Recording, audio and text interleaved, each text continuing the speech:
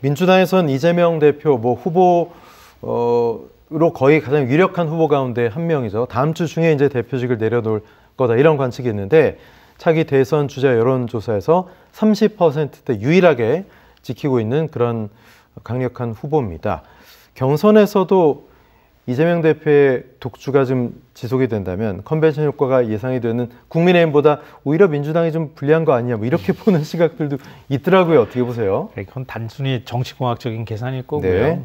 그러니까 국민의힘에 어떤 새로운 돌풍을 일으킬 만한 후보가 나올지는 모르겠지만 국민의힘 자체가 이미 국민들한테 평가가 어느 정도 내려진 거예요. 그러니까 지금 탄핵 국면 또 헌정질서를 무너뜨리는데 일조했다고 하는 그 책임에서 비껴나가기 어려운 선거고요. 대선도 그렇게 치러질 겁니다. 그러니까 국민의힘이 이번 대선에서 우리가 다시 이길 거야라고 생각하는 건 지나친 과욕이거나 아니면 일종의 망상에 가까운 얘기가 아닌가 개인적으로 그렇게 생각하는데요. 물론 선거는 치러봐야 아는 건데요. 그러니까 민주당의 경우에는 오히려 저는 이재명 체제를 만들어 놓은 건 윤석열 대통령이라고 보거든요. 그러니까 이재명 대표라고 하는 정치인을 이렇게 당의 구심점을 갖는 정치인으로 만들어 놓은 것도 역시 윤석열 대통령이라고 봅니다. 이재명 대표가 가지고 있는 개인적 역량도 있지만 어떻게 자기 대선 경쟁자였던 사람을 그토록 집요하게 수사를 하고 별건을 걸면서 그냥 집권 내내 수사하고 그리고 난 다음에 재판에 회부를 했잖아요. 어떻게 이게 가능한 일이겠습니까? 그 과정에서 그 검찰의 잣대가 공정하지 않다고 하는 그 반발, 또 그것 자체가 민주주의 질서를 훼손한다고 하는 민주당 지지층들의 거센 저항이나 이런 것들의 힘이 지금 이재명 대표에 대한 지지로 나와 있는 거거든요. 또 적지 않은 국민들이 거기에 공감하고 있고요. 그러니까 그 에너지가 금방 사그라들 것 같지는 않다. 이재명 대표에 대한 대세로는 민주당 경선이 의미 없다고 하지만 다른 주자들 입장에서는 저는 의미 있다고 보는데요. 그 에너지가 그대로 대선 국면으로 옮겨갈 가능성이 매우 높다고 봅니다. 그 다른 주자 말씀하신 분들이 김경수 전 경남지사 그리고 어제 파면 이후에 가장 빨리 입장을 내놨던 분이 김동연 경기도지사, 또 김부겸 전 총리, 김두관 전 의원, 또 박용진 전 의원 이런 분들이 거론이 되고 있는데 그분들도 등판은 한다고 봐야 되겠죠? 어떻게 보십니까? 그렇게 봐야 되겠죠. 그러니까 대선 국면이라고 하는 건 일종의 정치로 말하면 축제거든요. 거기에 자기 인지도를 높이기 위해서든 차기 정치 행보를 위해서든 어떤 방식으로든 나와서 굉장히 때로는 거칠게 또 때로는 또 품격 있게 승부하는 모습을 보여주면 국민들한테 그 정치인 이미지가 각인이 되는 거거든요. 그 좋은 마당에 내가 대권을 꿈꾸고 있다고 하는 정치인이 안 뛰어든다는 것은 말이 안 되는 거죠. 더군다나 이재명 대표에 대한 대세론이 어느 정도 확고하게 굳어진 상황이기 때문에 이재명 대표하고 제대로 한번 붙어봤을 때 국민들의 평가를 받는 거거든요. 거기서 일정한 지지율이 나온다고 하면 이재명 대표가 만일 대권을 잡는다고 가정해 봤을 때 민주당에 대한 리더십을 새롭게 만들어야 할 때 그 중심에 들어갈 수 있거든요. 그러니까 당연히 경쟁하고자 하는 후보가 있다고 하면 이번에 뛰어들어서 이재명 대표를 꺾지는 못한다 하더라도 의미 있는 승부를 하는 것은 매우 중요한 일이라고 보입니다. 경선 도중에 어떤 사법 리스크라든가 이런 것들이 발목을 잡을 변수가 될 가능성은 없을까요? 그러니까 그렇지는 않을 겁니다. 지금 위증교사 대법원 판결 얘기를 하고 있는데요. 물리적으로는 시간으로도 어려울 거고요. 물론 국민의힘에서는 그런 부분에 대해서 계속 공격을 할 가능성은 높지만 그게 곧 국민들의 어떤 선택권에 직접적인 영향을 미치는 1순위 변인이 되지는 못할 거라고 봅니다. 장전 측은 어떻게 보십니까? 이재명 대표 아성에 도전할 비명계 주자들 속에 수확이 있을까요? 어떻게 보세요? 글쎄요. 지금으로서는 결과를 뒤집기는 어려워 보인다는 게 솔직한 평가일 것 같고요. 다만 이재명 대표 입장에서도 경선 경쟁자들이 많이 나와주는 게 도움이 되죠. 제일 안 좋은 그림이 그냥 추대거든요. 어차피 나가봤자 이재명이 되는 거 아니냐면서 싱겁게 안 나오면 경선 관심도 줄어들고 이게 이재명 대표나 민주당한테도 도움이 안 돼요. 그래서 언론 보도를 보면 김부겸 전 총리가 여의도에 사무실을 마련했다. 김동연 경기도지사가 준비하고 있다는 것 등등이 사실이라면 이재명 대표 입장에서도 사실은 쌍수를 들어서 반길 일입니다. 경선이 풍성해야 국민의 관심이 끊이지 않고 계속 민주당으로 향할 수 있기 때문에 이분들이 실제 어떤 득표를 하느냐보다는 참여하는 것 자체가 민주당 입장에서는 다행스러운 일이고요. 다만 이재명 대표의 지지세가 절대적이지만 80%, 90% 이상의 당내 경선에서 압도적으로 이기는 것도 너무 좋은 그림은 아니거든요. 만약 이재명 대표가 후보가 되고 뭐 대선에서 좋은 결과를 얻게 되면 김성환 평론가께서 말씀드린 것처럼 당을 이끌 누군가가 또 존재를 해야 되는 겁니다. 근데 그게 이재명 대표가 지명한 그냥 친명계의 어떤 허수아비 느낌이라면 당에 영이 안 서고 국민들이 봤을 때 우리가 항상 여당 보고 비판 많이 하는 게 여의도 출장소 비판이거든요. 그 비판은 또 여당의 숙명이기 때문에 존재감 있는 주자들이 여의도 정치를 또 이끌어줘야 돼서 대선 경선에서부터 누가 그런 가능성을 보이는지 그 가능성을 드러내는 것만으로도 비명계에게는 굉장히 중요한 소기의 성과가 될 수 있지 않겠나 싶고, 다만 경선이라는 게요, 한번 해보면요, 저도 뭐 여러 경선을 해봤지만 약속 대련처럼 시작해도 나중에는 실전이 돼요. 그래서 이재명 대표의 아킬레스건인 대장동이 지난 민주당 대선 경선에서 나왔잖아요. 김두관 전 지사가 대표적인 예인데 원래 이재명 대표 사이 좋았어요. 그런데 지난번 전당대회 때 당대표 경선하다가 돌이킬 수 없는 사이로 사이가 벌어져 버린 거거든요. 그러니까 이 경선에서도 비명계 주자들이 처음 시작할 때는 그래 이거 어차피 이재명 대표 되는 판이다 하고 시작하다가 하다 보면 진심이 되고 실전이 되고 서로 간에 날선 어떤 공격이 오갈 수 있다. 막상 승부를 시작하면 다큐가 되는군요. 네, 그래서 그 부분이 또 남아있는 변수라고 봐야겠죠. 네. 그러니까 지난 그 대선 경선, 국민의힘 대선 경선이 생각나요. 윤 대통령 왕자가 그래서 나온 거잖아요. 그렇지 않나요? 사실 경선이라는 게 말씀하셨던 것처럼 정치라는 게 양보가 없잖아요. 힘과 힘이 충돌하는 건데 그 과정에서 서로 간에 상처가 안 나기는 굉장히 어렵단 말이에요. 또 그게 어쩌면 또 자연스러운 과정이기도 할 것 같아요. 뭐 당연한 것 같긴 한데요. 다만 이제 그런 게 있을 거예요. 민주당의 고민은요. 윤석열 대통령처럼 하면 안 되는 거예요. 그러니까 윤석열 대통령은 자기가 후보였을 때도 당을 막 흔들려고 했던 거고요. 대통령이 되고 난 다음에 당대표를 막 갈아치웠잖아요. 자기 말 안 들으면 막 폴더 인사시키고요. 당대표 그만두라고 막 연락하고 그러는 사람이었습니다. 그게 사실 지금의 사단을 만든 거라고도 할 수 있거든요.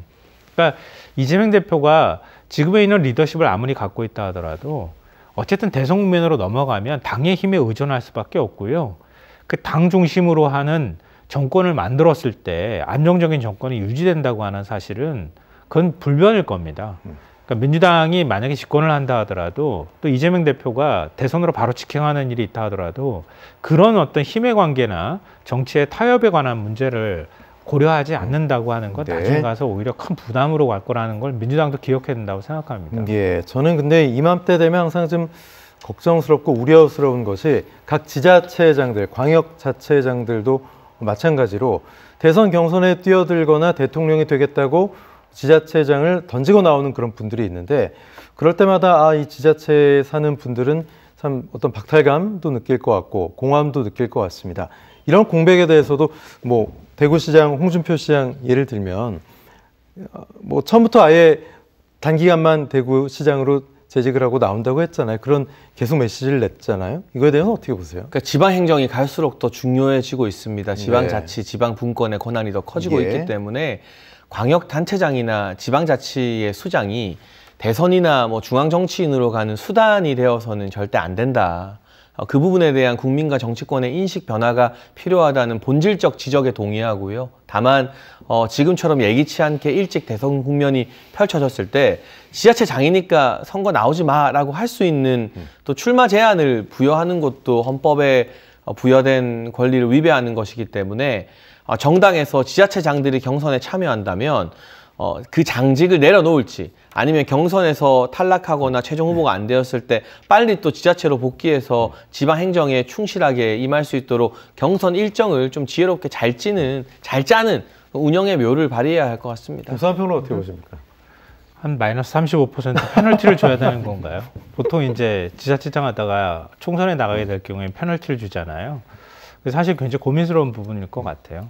근데 어느 정당이 대선 주자를 만드는데 페널티를 줘가면서 만들기는 좀 쉽지 않을 것 같고요. 그러니까 정치적 선택이라는 게 이렇게 무섭습니다.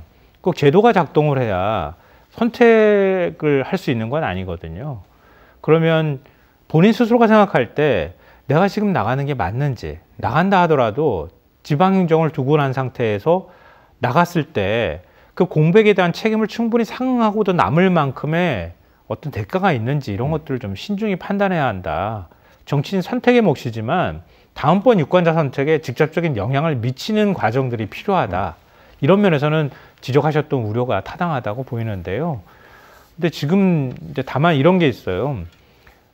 대선 후보가 뛸 수 있는 시간이 너무 적어요.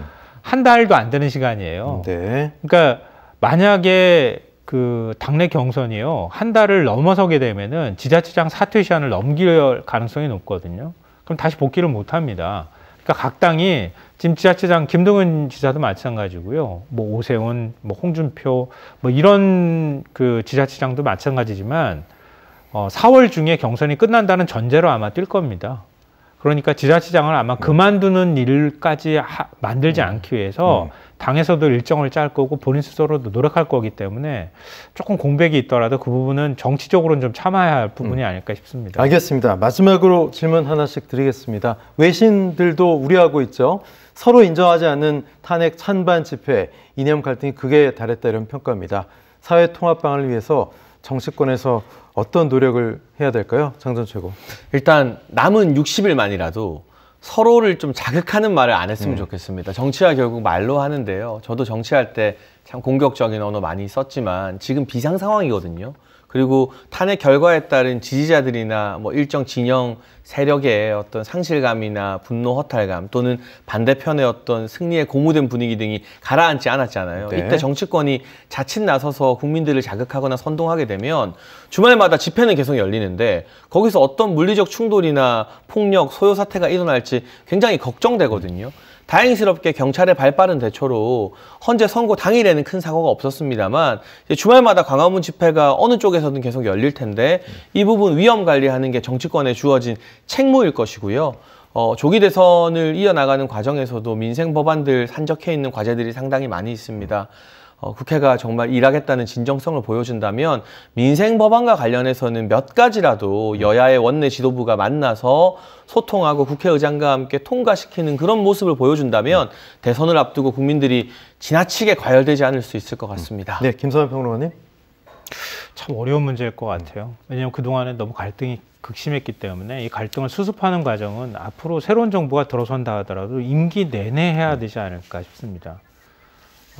계엄 선포하고 난 직후에 미국 포브스지에서 계엄 선포는 대한민국 5,100만 국민들이 두고두고 갚아야 할 할부라고 표현을 했어요. 그 후과는. 그러니까 앞으로도 계속 갚아야 할 것이기 때문에 그러니까 짧은 기간 안에 정치권이 갈등하지 않는다고 해소될 문제는 아닐 것 같다 이렇게 기본적으로 생각하고요. 뭐 지금 지적해 주셨던 것처럼 정치권은 가급적 적대의 언어나 증오의 언어를 사용하는 걸 좀 자제할 필요가 있고요. 특히 윤 전 대통령이 집권 내내 얘기했던 것처럼 특정 이념이나 아니면 있지도 않은 반국가 세력 가지고 얘기를 하면서 정치권의 어떤 갈등을 오히려 증폭시키는 그런 모습들을 많이 봐왔기 때문에 가급적 그런 방식의 어떤 정치적 수단을 통해서 상대방을 공격하지 않았으면 좋겠다 싶습니다. 마지막으로 이거 하나는 꼭 제가 좀 강조하고 싶은데요. 네. 한독수 권한대행 역할이 매우 중요합니다. 이제 윤석열 정권은 끝났습니다. 윤석열 대통령 보호할 필요도 사실은 없는 겁니다. 보수 진영의 국무총리가 아니고요. 권한대행이 아니고 이젠 진짜 진정한 대한민국 대통령 권한대행입니다. 그러니까 선거 관리만 할 생각만 하지 말고요. 내란 진실 규명하는 문제라든가 이 국정을 수습하고 거기에 상응하는 책임을 져야 할 사람들에게 그 책임을 지우는 일과 함께 추경 문제뿐만 아니라 이런 것들에 대해서 정말 공정하고 중립적인 판단들을 내렸으면 좋겠습니다. 마은혁 헌법재판관 임명도 역시 마찬가지고요. 네,